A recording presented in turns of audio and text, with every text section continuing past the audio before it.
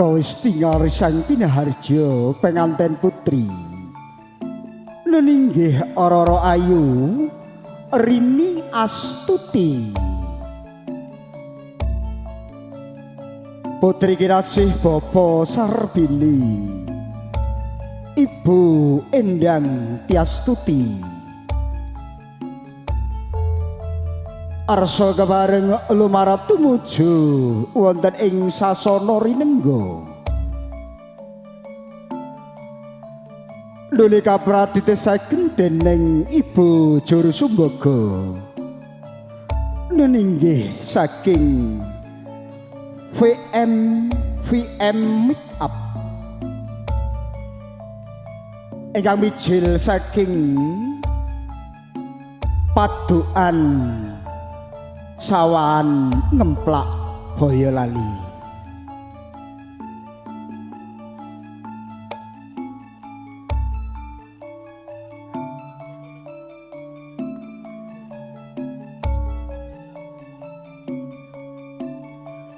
daya-daya kalarapaken wonten ing sasana rinengga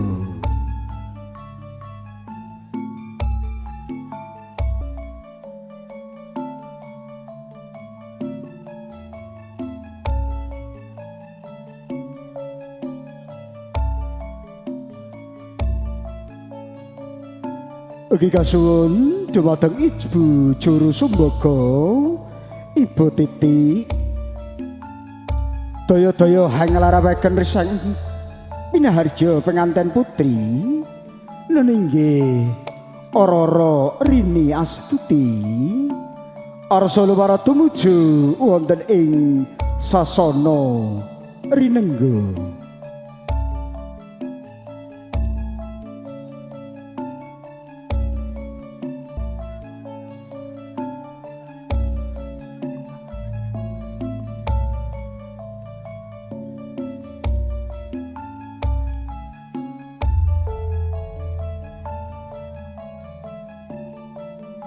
binarung munyaning pradangga ingkang hangranging hambabar ketawang puspawarna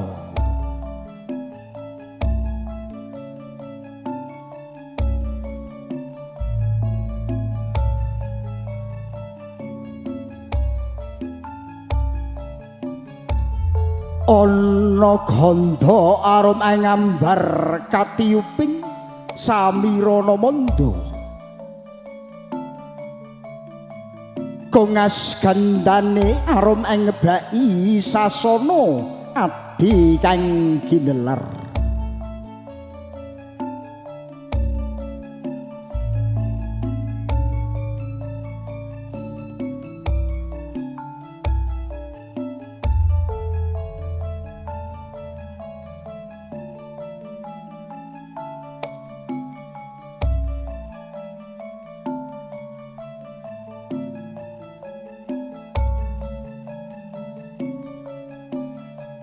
kawis tingal Sang Pinaharjo nuninggih Rara Ayu Rini Astuti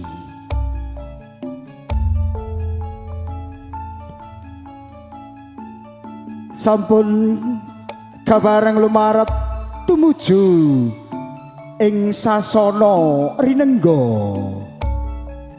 neninggih kapratitesaken dening Ibu Juru Sumbaga neninggih Ibu Titik saking VM Makeup ingkang mijil saking Padukan Sawan Ngemplak Boyolali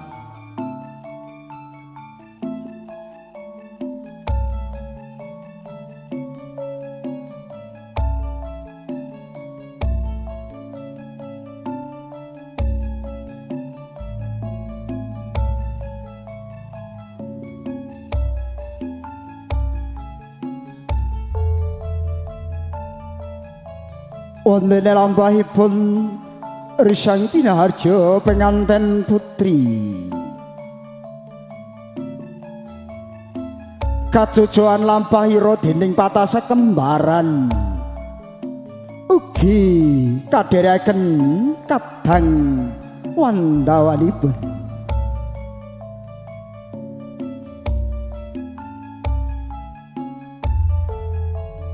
Penganten putri hangagem busana ingkang sarwa retna,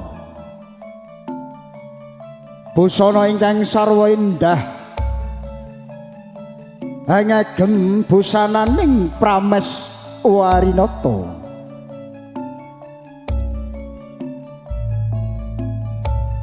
Yen to kalamun saking Panembrawa tiningali katon abyor mobyor pating galebyar pating pancorat pindha kartika kang gumingsing papan.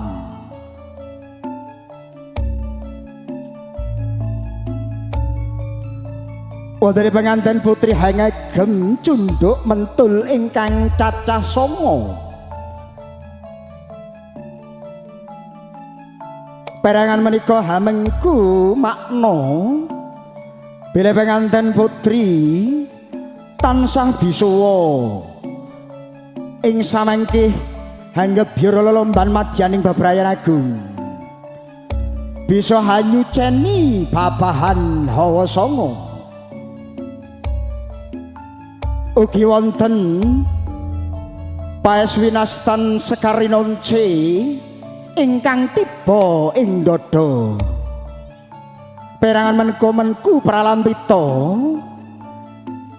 bilih penganten putri Biswa kang kamangki anggenipun badhe lelumban wonten ing madyaning bebrayan agung tansah bisa handada sedaya lalampahan ingkang badhe sinandhang. Ugi lampahipun penganten putri kadherekaken kalayan rama saha ibunipun ugi sampun kawis tingal kandhek wonten ing sasana rinengga kanthi sinarengan suing gending puspa warna.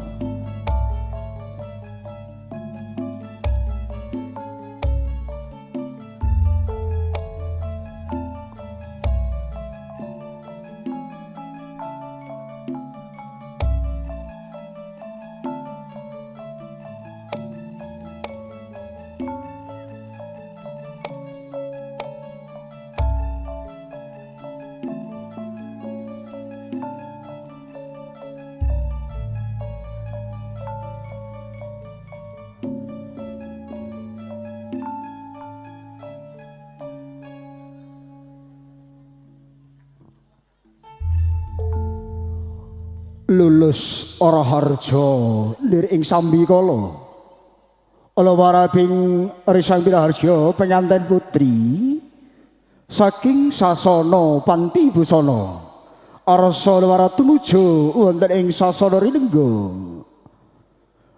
nalika tungka bidaling duta pamethuk penganten priya wonten ing bale patenggan dhumateng Bapa Darminta saha Ibu Andi kasun arsa tumuju wonten ing bale patenggan penganten kagung daya-daya hanglarapaken risang pinaharja penganten kagung ingkang kamangki kasepuhan dening Bapa Bayan Bimo SPD.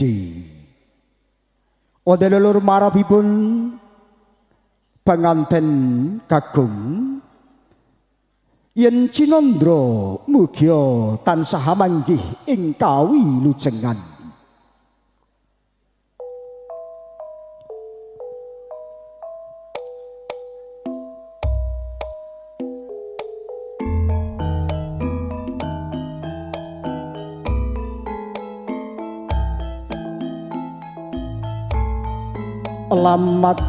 Alamat kakanthi kabiyarsa ungeling gangsa Lokananta ingkang katabuh dening para pradonga munyuh hangaranging hambabar ladrang wilujeng.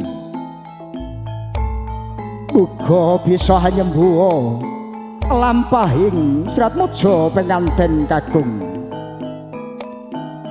Neninggih Bagus Pramatama Atwidya ugi kasepuhan dening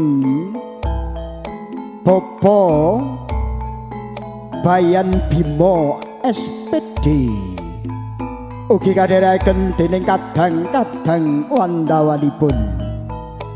Kawis tinggal sampun samekta wonten ing sangajengipun koribargian sinarengan kandheking gending ladrang wilujeng.